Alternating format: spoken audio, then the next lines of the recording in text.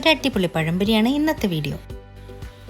അതിനായി 1 cup മൈദയിലേക്ക് 1/2 teaspoon മഞ്ഞൾപ്പൊടിയും ആവശ്യത്തിന് ഉപ്പും ചേർത്ത് വെള്ളം ഒഴിച്ച് നന്നായി ഒന്ന് മിക്സ് ചെയ്തെടുക്കാം.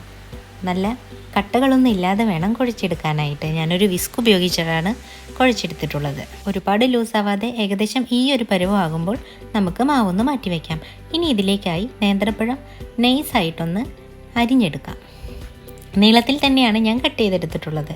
ഇനി ഇത് പതുക്കെ മാവിലോട്ടിട്ട് മുക്കി നമുക്ക് ഫ്രൈ ചെയ്തെടുക്കാം. നല്ല ചൂട് വെളിച്ചെണ്ണയിലോട്ട് ഓരോരോ പഴംപൊരിയായിട്ട് നമുക്ക് ഫ്രൈ ആക്കി എടുക്കാം.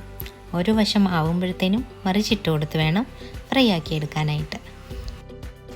അങ്ങനെ 2 വശം മൊരിഞ്ഞ് വന്നിട്ടുണ്ട്. ഇനി നമുക്കിത് വറുത്ത് മാറ്റി വയ്ക്കാം.